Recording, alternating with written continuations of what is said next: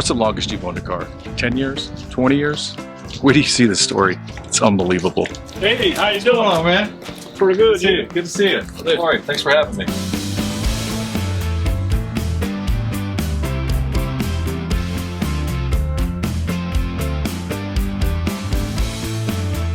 What kind of car is that? Well, that's a 60 model Corvette. 60 model Corvette. Yeah.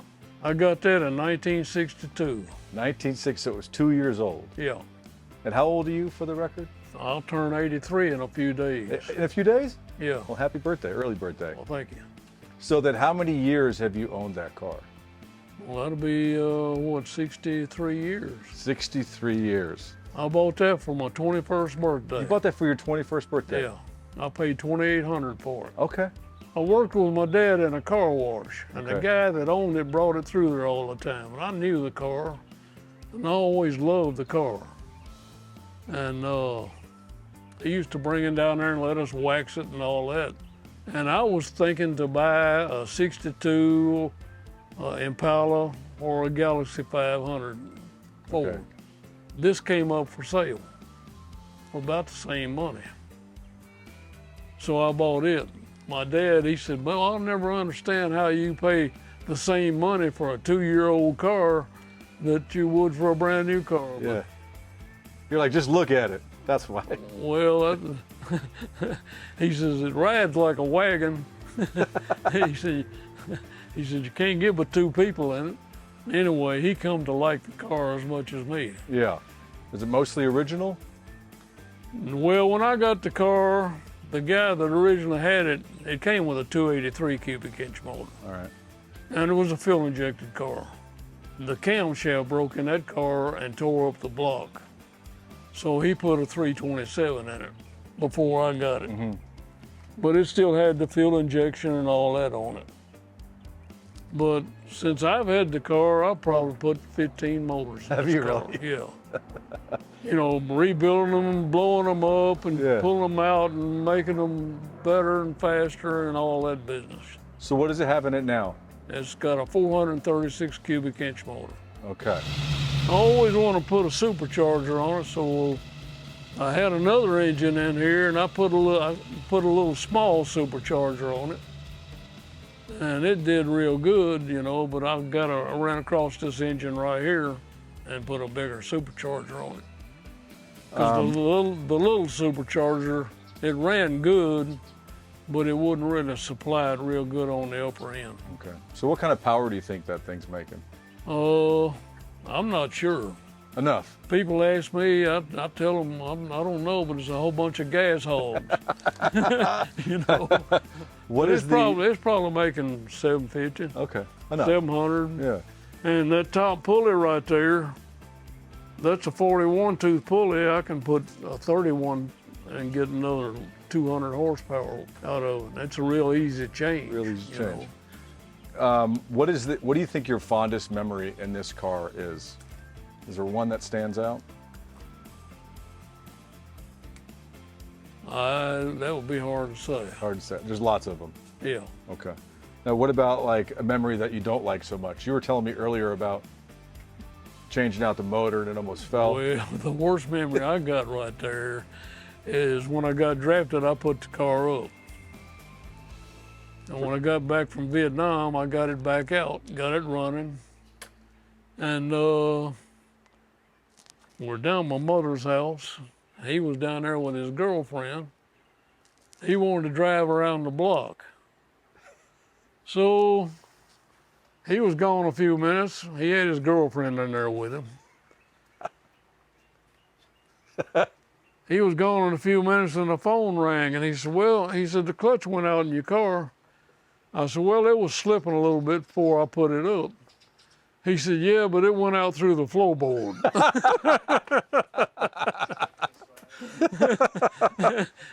And the clutch came apart and it tore out all the pedals on his side, knocked the heater core out on her side, you know, cut a hole in the steering column, busted the ear off the transmission, So knocked the starter off the block. So over the 63 years of owning this car, did you ever consider selling it? No, if I was smart, I would have, but Yeah. I've never been accused of that. Would you sell it now? For enough money, I probably would. would. I don't know what it would. I don't know what it's worth. You know, a real true collector wouldn't want this car Yeah. the way I've got it. Yeah. But there are people who would rather have it this way, Sure. Sure. such as me. So was it originally this color when you got it?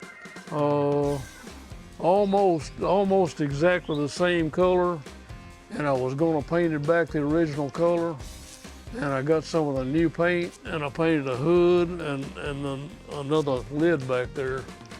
Put it on there, and the new paint just wouldn't shine up like that old paint. So I came up with this. This is a Chrysler color. Okay. All right. It's And beautiful. it's real close, but this is a little bit brighter out in the sun. Did you do all the work yourself? I did all the mechanical work, but all the body work and paint work, I had somebody else do that. Yeah. Okay. Well, there is something actually more incredible to this story. I think we should bring Glen in to join us.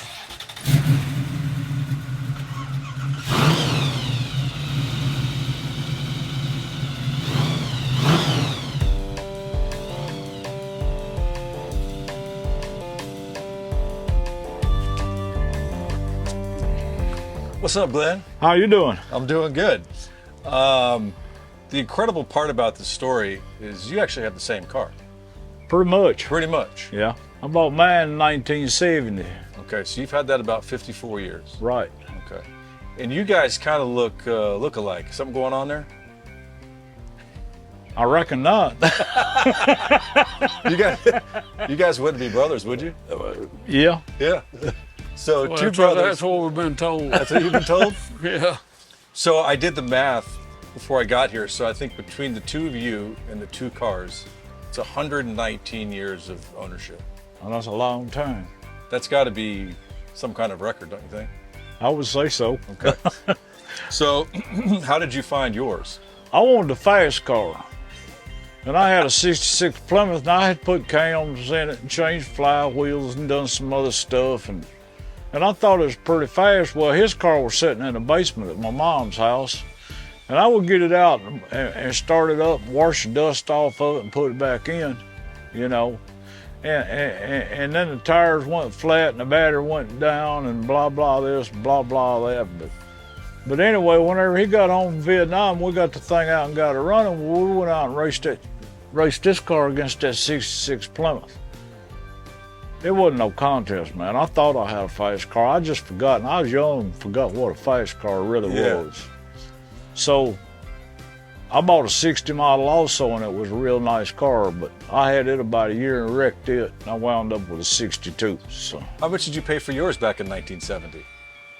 I paid $1,200 for that car. $1,200. Yeah. And have you done anything to that car since you've owned it, or kept it stock? No, I've done a lot of stuff to it. You know, it appears to be stock, but I took some of the parts off that 1960 model that I liked, like the grill and the headlight rings.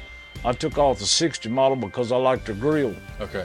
And the headlight rings are on 60 is chrome. We're about 61, 62. They're painted the same color as the car, and I like the chrome rings, so I put them off that 60 model on that car. When did you paint this? That was done in 2009, I believe. 2009? The first time I repainted, I did it back original. That was in 76. In 76. Yeah. Now, do you guys go to cruise-ins together? Sometimes, Sometimes? yeah, he goes to that one early morning Saturdays down Franklin, and I don't get up that early. I'm a sleepyhead. So, I mean, how often do you guys kind of cruise around together? Man, we used to do that all the All the time. And we used to go out, man. They called us the Smith Brothers. Smith brother, well, you were telling me earlier, too, that you guys were running around. Someone got sideways and got pretty close? Yeah, we'd go race these cars, and whichever one didn't run up to snuff, we'd work on them a little bit and take them back out and race them again. And we took off one day, man, them cars. They both went in. Whose fault was that? Both of them. Both of us, them? yeah. Hell, it's called a heavy foot. Can we see what's underneath there? Can you pop the hood? Yeah. Okay. And if you want to pop yours too, that'd be awesome so we can see.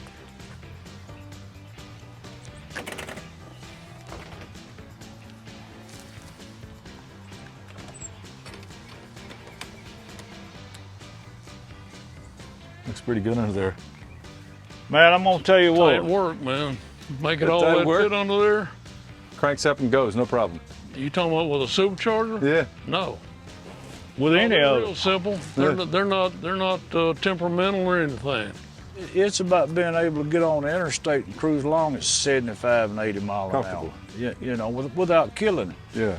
You know, I used If to. you want to, pass somebody, Oh yeah. no problem. No. You know, I used to drive us from Bowling Green with a 411 in it, you know, and hell, it's just almost a murder on the interstate. You know, I mean, I used to call it going nowhere fast, man. Zung up there and singing like crazy and ain't getting nowhere.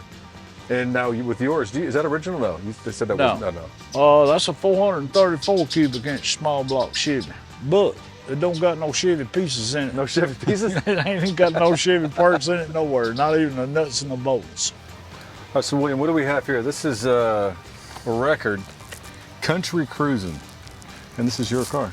Yep. And what year do you think they did that in? I don't know what year it was. Probably 40 years ago. 40 years ago. Yeah, about that. When they were going to shoot this right here, she was going to get up on my hood with high heel shoes on. And what'd you say? I don't know. No, it ain't happening. Can't do that. Can't do that. How did they find you for that? Did they just see you driving around and Yeah. say, hey man, we need that car for They just wanted it on the album, you know. Country Cruising. I love it. We used to go out and pick drag races. You know, I mean, hell, that's what they did back then. You know, really, these cars are happy day cars. You know, you look at some of those movies on TV and, you know, I was talking to a girl one night, she's about 25, 30 years younger than me. She says something about, what y'all used to do on a date? And I said, well, I go pick up my girl, and I said, we go to Shoney's. And I said, whenever we left that Shoney's, we went to another Shoney's in Donaldson. I said, whenever we left it, we went to Madison. I said, then we went down to Inglewood, and then we wound up back at Harding Place, you know. What was you doing? I said, hell, we was hunting drag races. Yeah, you know. But anyway, the best thing, one of the best memories, me and my son were riding down the road in that car one day, and he said something about, now he's 53, so I had that car before he was here.